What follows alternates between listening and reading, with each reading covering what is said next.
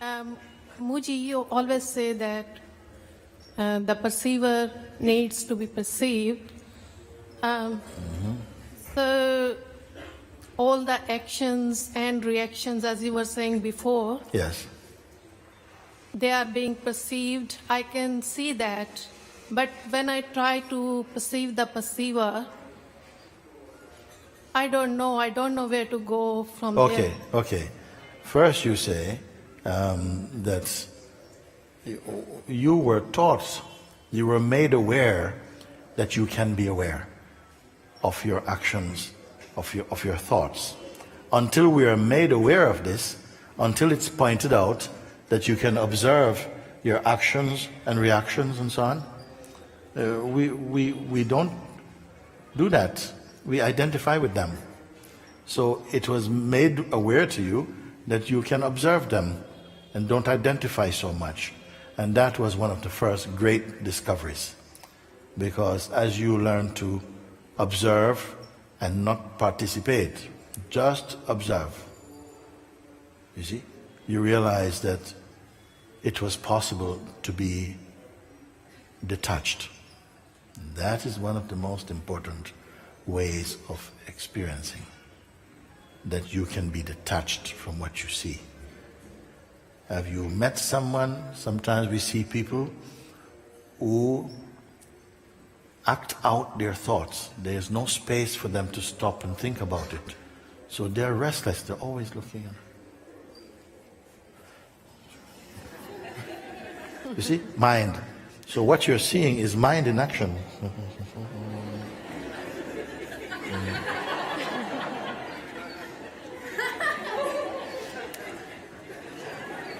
They're like this. I know some of them. I watch them like this, and even when they're with you, they're still in their mind bubble.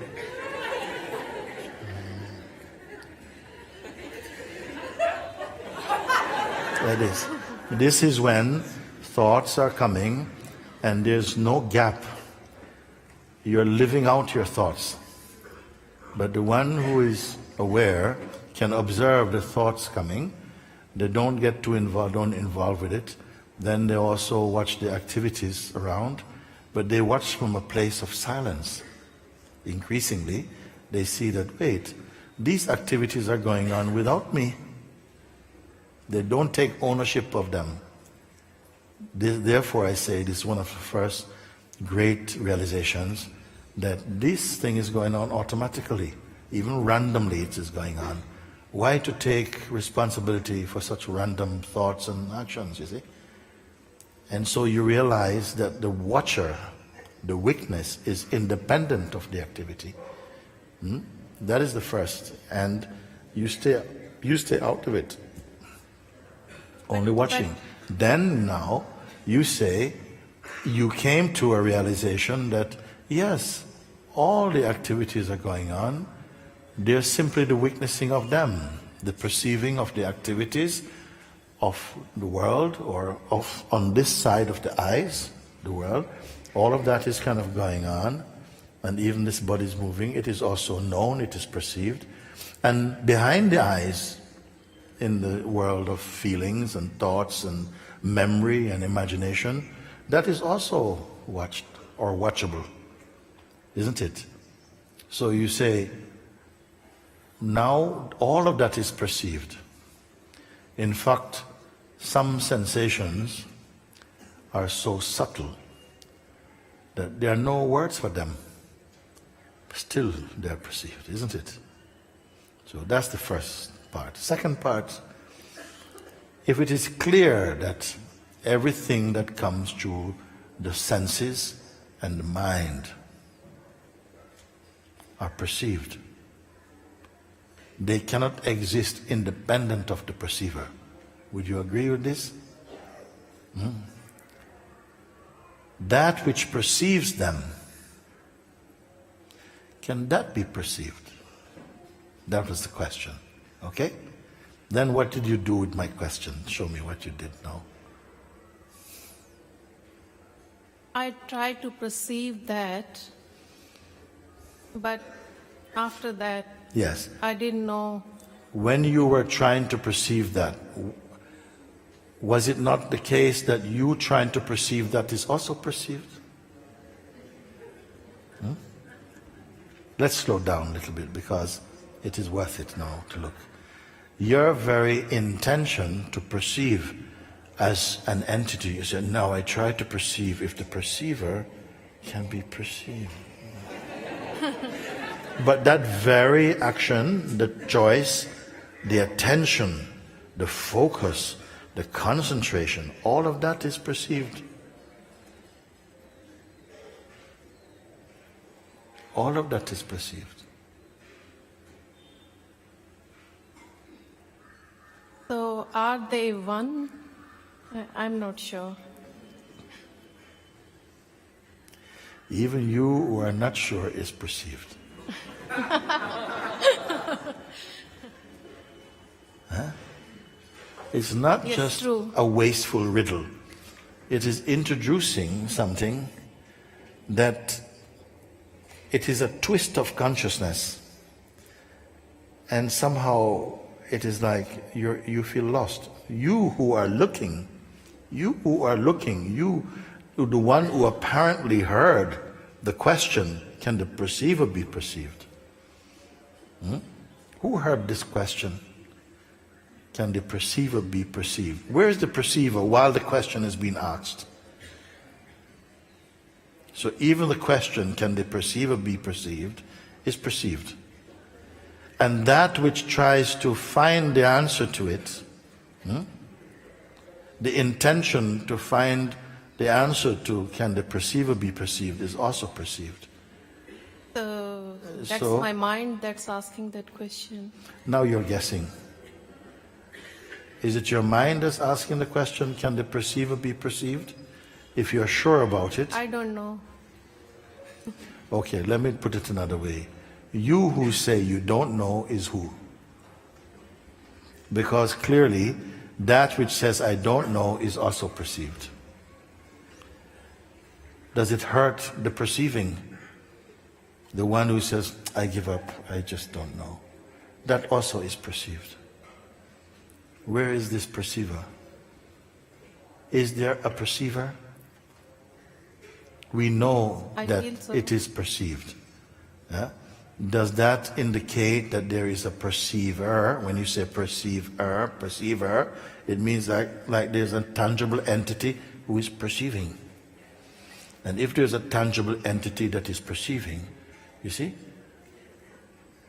can that entity be perceived? And by who and or what?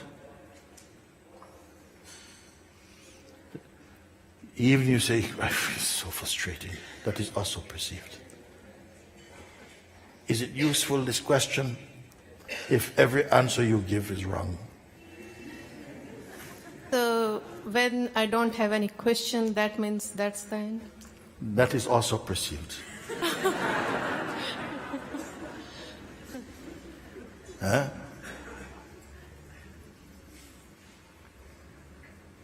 Where is the perceiver?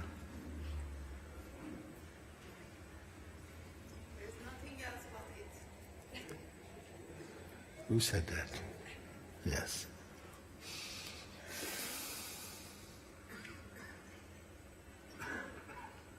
Isn't it also known that the functioning of perception is happening and that is also perceived?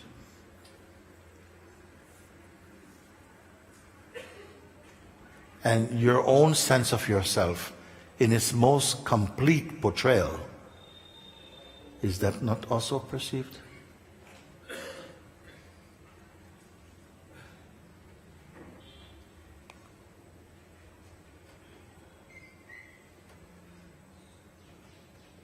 And instantly, But Eve, still- Sorry, but I still don't understand. yes, because you want to understand with your mind. You want to understand with your mind. The mind goes, oh, I got it. And that would also be perceived as, no, you haven't.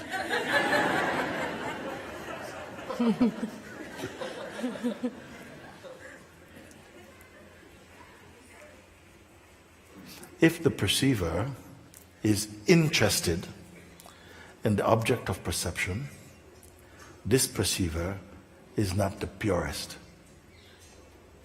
It has picked up some quality. Can I say again like this? If the perceiver is interested, attached to the object of perception, whether it is an object or a thought or a feeling or an ideology, a philosophy, a belief, then it shares its quality with itself. So then it is not the pure perceiver. Would anybody agree? If it is contaminated. What knows this? What perceives this?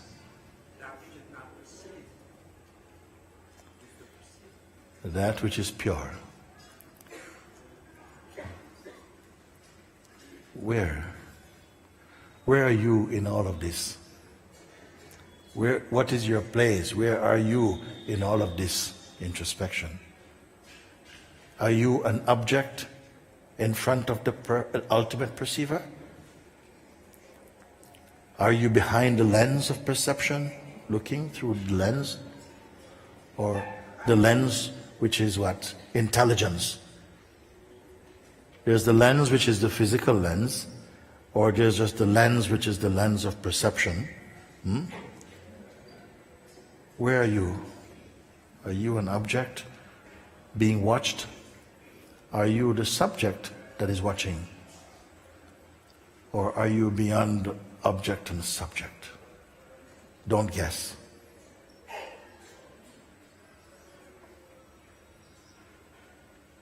This is closer than intimacy now.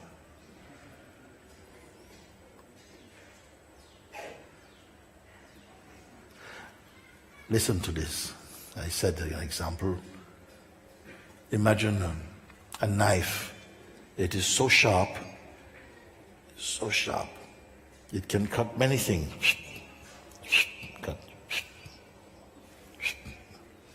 It can cut many things, but it cannot cut itself. Huh? Or the eyes can see so many things, but they cannot see themselves. Cannot do it. Or a scale, I say often, a scale can weigh so many objects. You put and tell you 5 grams or something, it can weigh so many things, but it cannot weigh itself. Because it is one. Similarly, you are one, we are one. You cannot see yourself. You can see from yourself. St. Francis of Assisi, he said something. What you are looking for is already where you're looking from.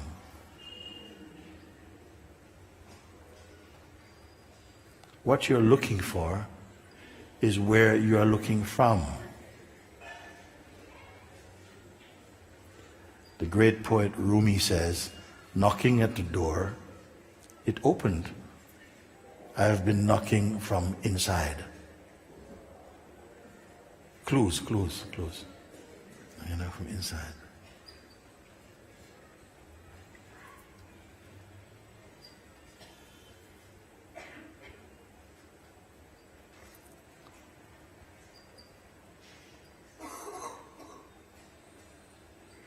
You intuitively know that everything that you are perceiving are objects of perceptions to you, and they come and go out of the range of your vision. They come and go, isn't it?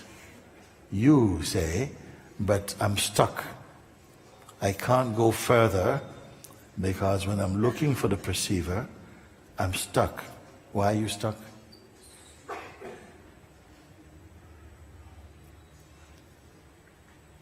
You cannot see the perceiver, you can only be the perceiver.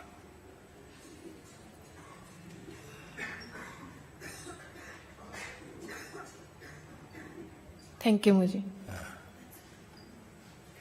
You can't go like that. You are running away. Thank you, Muji. No, you have to. Huh? What you're thanking me for then?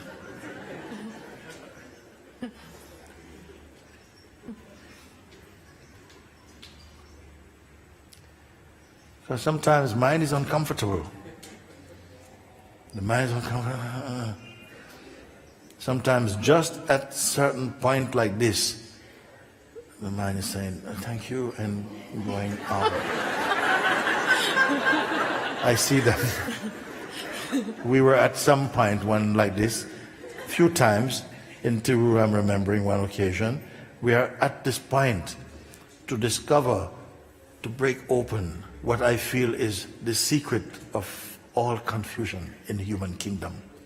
And one lady. So where are you going? Says, I'm going to toilet. I said, no, it's better you wet yourself and be free. Pee and be free. Rather, what a time to be leaving. This is not by grace, this is disgrace. You can't be leaving like this. Mind wants to escape because something, you're about to discover something that it seems like the mind plays to try and block you from really understanding this. So you want to be excused. Okay, thank you, Muji. Yeah. What have you grasped? Tell me.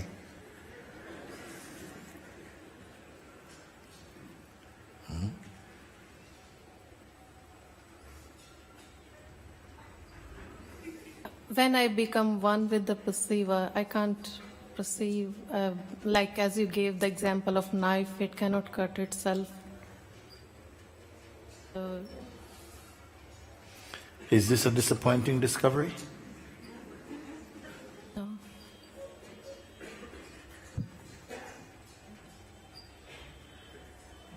You have to sit with this. You have to learn to appreciate what you're discovering. You must experience the power of that. But I would like to experience that. I cannot stay as a being for a long time. There is so much personal identification. So If you observe, even the one who cannot stay is watched. Even the one who say, I cannot stay as the beingness. Is it the beingness that's saying this? Is the beingness saying, look, I can't stay as the beingness? no. The beingness, if any going to say something, he's going to say, I can't stay as the person. Yes. He can't say, I'm not staying as the beingness. So who is saying, I can't stay as the beingness? That is also personal. It's also what? When I'm saying I cannot stay as The being. the being, Yes. maybe that is also mind. I don't know. It is. Well, why you don't know? You do know. If you look with the light and the power of what you've just discovered, it's going to be too simple for you. Because sometimes I observe the silence and it looks like that everything is clear, but not clear. There is silence, but later Yes. there is so much identification with thoughts. Yes. Just like you observe the silence, you can observe the thoughts. If you observe the silence and you think, okay, now I've got it, because you have turned silence into a kind of, you're saying like that's the self, but it's only your perfume. You see? And you can't see the self. You cannot see the self. You can only be the self.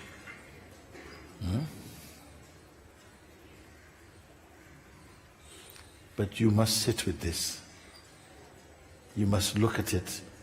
You must say, I'm a little confused, but Mooji say like this, and so I must try, because you have already the experience of recognizing that everything is perceivable and that everything reports to one central place, Yes. isn't it? Yes, Mooji.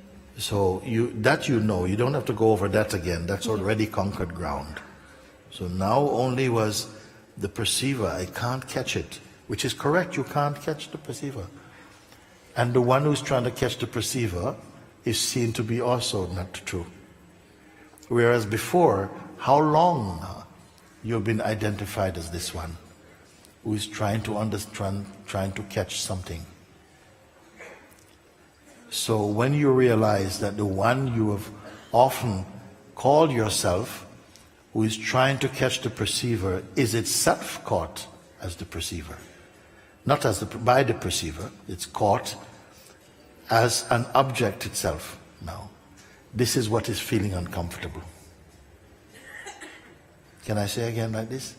The one who you've always claimed you are is trying to find the root of the perceiving. Okay? And then I say, but that one looking for the ultimate perceiver is also perceived. So if it is perceived, this one, what does it make it? It is also phenomenal. Who you understand this thing? Yes. So if that one is phenomenal, it cannot be your highest truth. That is perceived. By whom is it perceived? And I say what after that? I say you cannot see the perceiver, you can only be the perceiver. So now you're discovering that you are that one that you've been trying to find. And the one who is trying to find suddenly becomes what? The perceiver. No, becomes an illusion. Huh? Yes. You are looking for the ultimate as an object. But when the ultimate is recognized as yourself, the one who is looking becomes the object. And the ultimate, which is what you are, is the pure subject. It is the one doing the looking. My God, you don't know what you have discovered. You don't know what you have discovered. And this is why I say, you must sit with it, marinate in it. Marinate in it.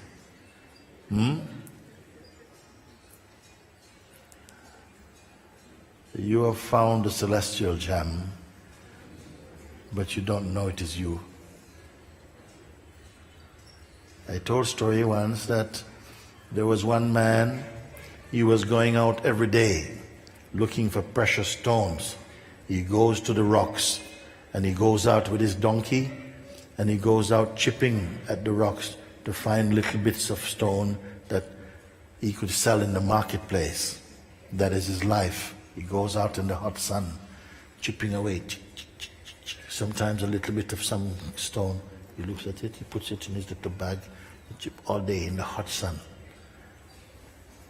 So one day, this man there, his donkey's there, he's chipping away, then it's very hot. He goes to sit down to have a piece of bread and some water for his lunch. As he was paying attention to the bread, a celestial gem fell from the heavens, into the sand just in front of him. Whoa, what was that? He looked. He said, what? He found this beautiful gem, priceless, from heaven it come.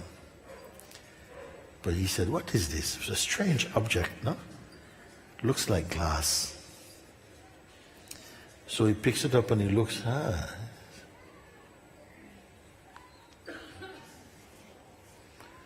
doesn't know what it is.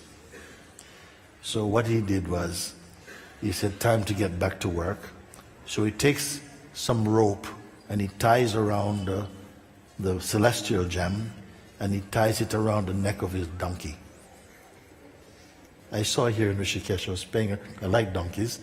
I saw sometimes they have malas around the donkey.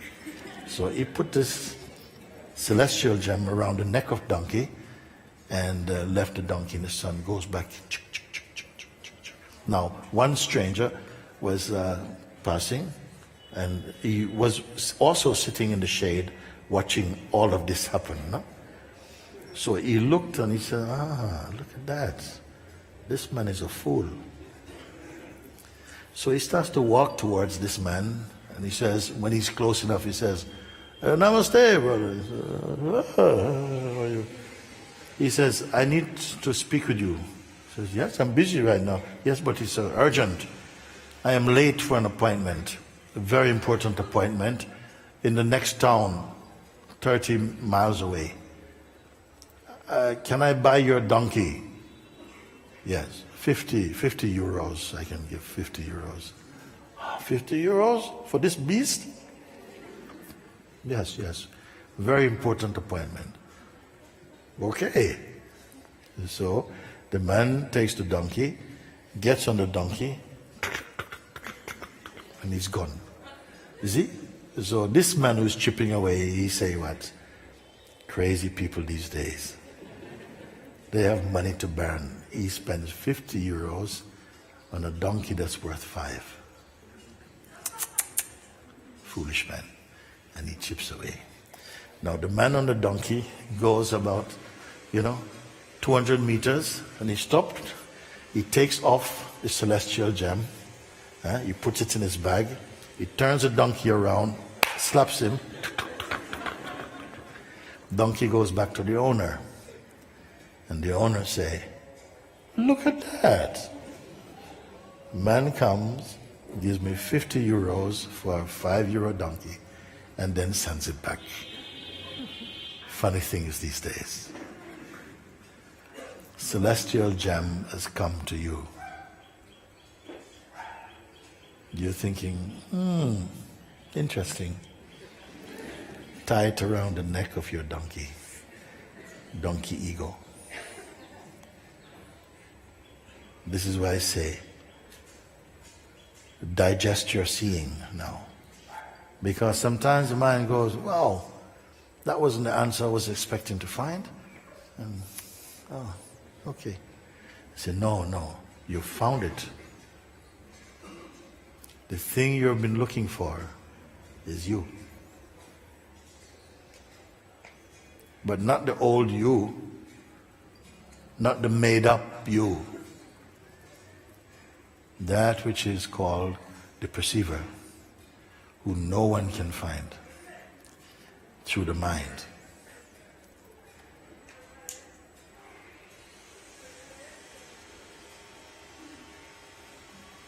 Emoji.